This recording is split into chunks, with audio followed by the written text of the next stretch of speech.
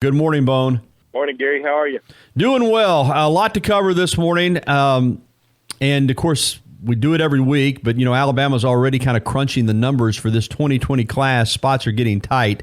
We've talked a lot about the tight ends, namely Washington and Eric Gilbert. And your colleague, Chad Simmons, has a really good story on Rivals.com about Eric Gilbert and how Alabama is handling his recruiting. He's a guy who, really wants to see what his role is going to be, how he's going to be used. And it looks like that Alabama has gone into great detail to show him exactly how they see him in the Steve Sarkisian offense. Just give us more insight into that recruiting of Eric Gilbert. For a long time, I guess I just kind of really thought, he was going to wind up at Georgia, but it looks like Alabama really is in the thick of this thing, Bone.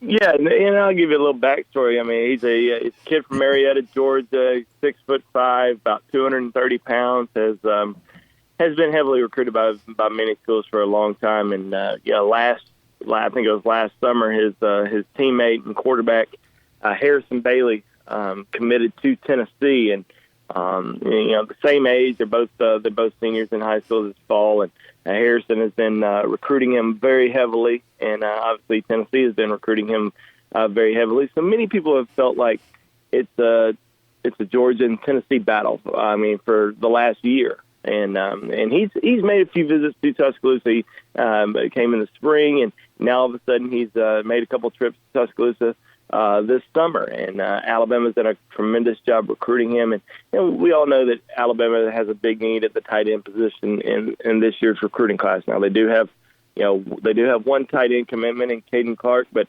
really looking for an Irv Smith, O.J. Howard, type of impact player at the tight end position, and I think they've really Alabama's really sold that to Eric Gilbert.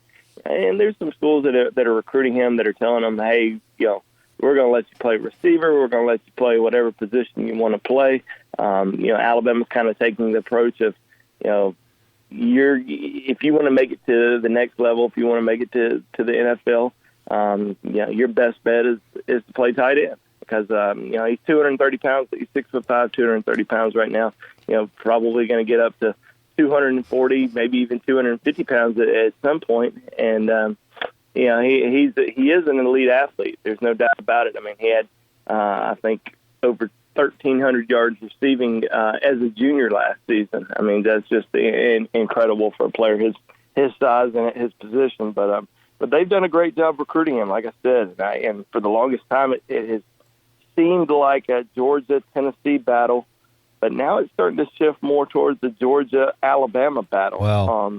And I think Alabama has really just continued to chip away with him. And now he already took his official visit. And in terms of which school you're going to go to, I always worry about the kids who take take an official visit first to a school. And he already took his official visit to Alabama. So I was like, all right, well, Alabama's already got that official visit, which means he's not going to take another official visit there. These other programs, Georgia, Tennessee, Clemson, will get him in for an official visit still. But he came back to Alabama a couple weeks ago on just an unofficial visit, and you can certainly expect him to make a couple more trips back to Tuscaloosa this fall. But as of right now, tough to say. Tough to name an overall leader, but I definitely think that my thoughts have changed a little bit as opposed to what they were a few weeks ago. After that visit, I think Alabama's certainly in the mix. All right, Andrew Bone with us on the Bama Football Recruiting Report on the Bud Light Hotline. And I've had a lot of you tell me you like to have the opportunity to call in on Bone's segment, so we'll give out the Bud Light hotline number, 205-342-9904. If you want to ask Bone a recruiting question, 205-342-9904, you can call in and do so. All right, I mentioned Darnell Washington as well. He and Gilbert are kind of bracketed as, A-plus level tight ends, and the thought process is that, either one of those guys, if you get them, you've kind of filled your need at tight end. There's some chatter out there, Bone, that they could wind up even going to the same school, which seems crazy to me, but I have read that. But what's the latest on Darnell Washington out of Desert Pines in Las Vegas, 6'7", 255, 260 pounds, in that range? Well, he did not visit Alabama in July, but he was in Tuscaloosa in June. He took a few other visits in July, visited Georgia, visited Tennessee. And I think Georgia has really made a very strong impression on him. And if you read some Georgia sites, I think they're starting to feel pretty good about their chances with Darnell Washington. It's hard to imagine both of them going to the same school, but if Georgia ends up getting Darnell Washington, you would think that Eric Gilbert goes elsewhere, or vice versa. So you never know what may happen in the recruiting world, but. I definitely think Alabama remains in the hunt for Darnell Washington. He's going to narrow his list down even more soon, and he'll be scheduling his official visits. I expect he will take an official visit to Alabama. I don't think he's going to make a decision, right away. I think he'll probably wait a little while. Yeah, of course, you never know with some of these kids. They may just all of a sudden pop up and commit. But as of right now, I kind of think he's going to wait and take all 5 of his official visits and then make a decision. So if Alabama gets one of those official visits, they definitely have a chance. What about what I alluded to earlier, especially let's say that Washington commits to Georgia. At some point, they're going to continue to commit Gilbert. Do you think there's a possibility that those guys could wind up, let's say if it's Georgia, playing at the same school? Possibility. I wouldn't rule it out. I think Georgia right now is probably the only school I can see them both going to. I don't know if, just because Gilbert lives, in Marietta and Darnell Washington is extremely high on Georgia. I think Georgia probably has the best chance out of all the schools to get both of them. But as of right now, I'd still be very shocked if both of them go there. I think I think Georgia will get one of them, and I think Alabama's got a chance to get one of them as well. But it's like I said, it's a long way to go. We'll see what happens with Gilbert, though. I think there's a good chance that Gilbert will commit sooner rather than later. Probably within the next maybe month or two. I don't think he's going to drag it out all the way until December. Mm-hmm. I think he'll decide. Sometime early in the season or mid-season, I think he'll commit first. And, his commitment could make a big impact on Darnell Washington. Yeah, reading the tea leaves here, Bone, and knowing you like I do, I just listening to what you're saying, I get the impression you believe Alabama has a better shot with Gilbert than with Washington. I don't want to put words in your mouth, so I'll just ask you: do you feel that way that Alabama has a better shot with Gilbert than with Darnell Washington? As of today, I do. And you never know how much this can change because, as we know, 3 weeks ago I would have said Darnell Washington, and that was prior to his trip to Georgia, and that was prior to Eric Gilbert's trip to Alabama. And we all know how quickly things can change after visits and how well those visits can go. So we'll wait and see how things go this football season when official visits start happening, when kids start coming back to campus for games this fall. It'll be interesting to see, if any kids end up making it over to Atlanta for the Duke game. Especially, does Eric Gilbert possibly make it over from Marietta over to the Mercedes-Benz Dome to see the Alabama play Duke? I think that would be a big get for him to come over there and see that first game in Atlanta, and then make it back to Tuscaloosa later on this season. Andrew Bone with us with the Bama Football Recruiting Report here on the Gary Harris Show. If you've got a question or comment for Bone, you can call in on the Bud Light hotline at 205-342-9904, and we'll let you jump on with Bone. As I said earlier, numbers for this 2020 class are tight. There's a lot of speculation that, some guys that are committed now may not wind up actually signing with Alabama. Having said that, I want to ask you something that I was asked, and I thought it was a really good question, and I didn't know the answer, but I think you will. Once guys are committed to Alabama or to any school, how do the coaches handle that relationship? What is the kind of, the criteria for, you recruit a guy so hard, then you get him committed. Does the recruiting process continue once a guy's committed to make sure that everything's good and that player's happy, how do coaches on a staff go about handling their already committed players as opposed to guys that they continue to recruit to try to get commitments from, Bone? Well, I think with, especially with Alabama, covered the program for so long. One thing I've always heard from kids who are committed, especially the kids that, you really want. I mean, there's kids that are committed that you kind of know that they're more than likely going to end up going somewhere else. But the kids that, Alabama really wants to sign, they want to make sure that they're always happy, and especially kids who are continuing to be recruited by other programs. And, we see a lot of these kids continue to take visits, including a lot of kids that are currently committed to Alabama. You recruit them like as if they are not committed. You recruit them just as hard.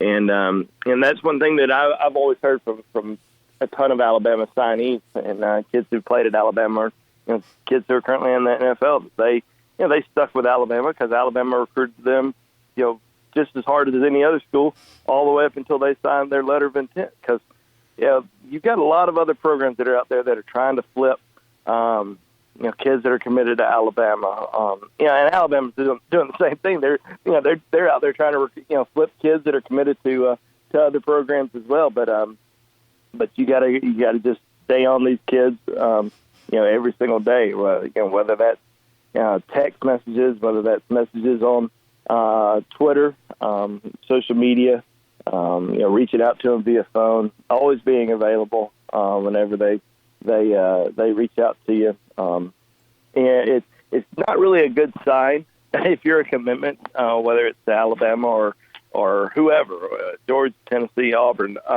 If a recruit's trying to reach out to the coach and the coach is taking a week or two to respond to you, that's not necessarily a good sign. But most of the time and most of the commitments, they're staying in contact with just about every single day. How much recruiting goes on, and we see this a lot, where players get together and say, "Hey, we're going to be, recruiters for our class." How much recruiting goes on by players that are committed in trying to get other players to commit? How big a deal is that? Yeah, I mean, it's a daily thing, and it certainly changed with social media. With all these kids who are on Twitter, Facebook, whatever. Twitter mainly.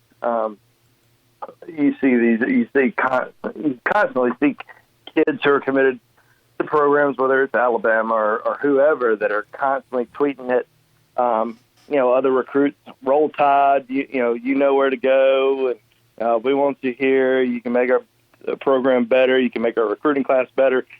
I mean, it's an every single day thing. And, a lot of these kids that are committed, let's say committed to Alabama, they all have a group text. They have a group text of, 20, and they're all, they're talking. They may not talk every day in it, but, they may, send messages to each other.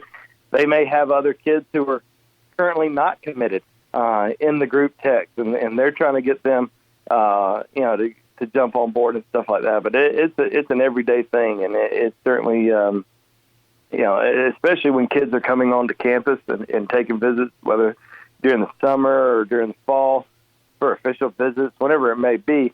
A lot of these commitments are heavily, talking to, the kids that aren't committed. Like, just for instance, last week or 2 weeks ago when Alabama had their final cookout of the summer, most of the kids who were on campus were committed. But then you had some big-time players like Eric Gilbert and Philip Webb both on campus.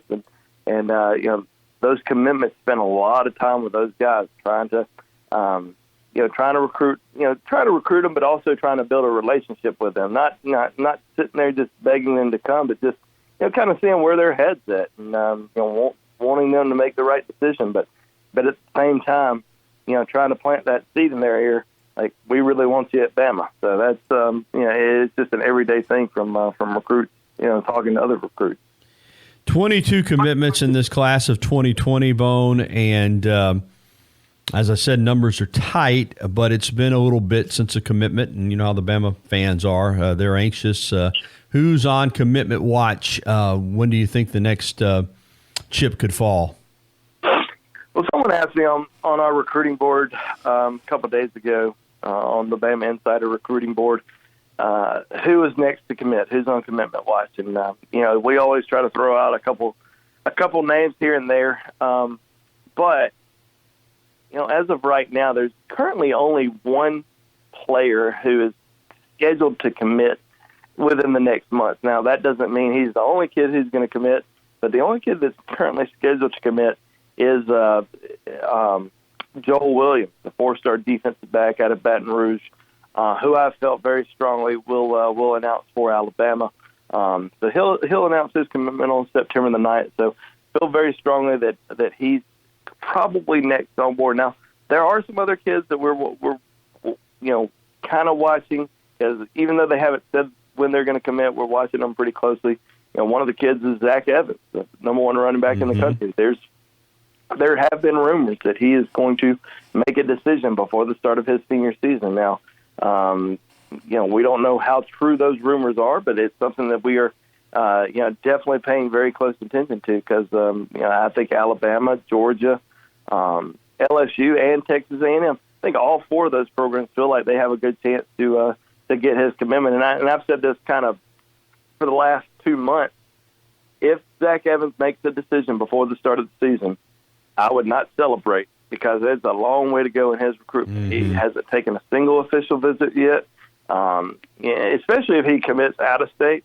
You know, he's probably going to be watching Texas A&M and Texas very closely this season, kind of see you know, if they can make a significant improvement from you know, from the previous years, and see if they can, you know, compete at a very high level and win some big games. So I think that's going to be you know, a pretty important factor for him. So, but Zach Evans is definitely one that we're going to keep an eye on over the course of the next few weeks up until the season starts. And then, you know, Eric Gilbert came out and said, you know, the other day that he's getting closer to making a decision, but still wants to take a few visits this fall. And like I said, we're probably going to see something happen early in the season, possibly mid-season, but it'll happen sooner rather than later.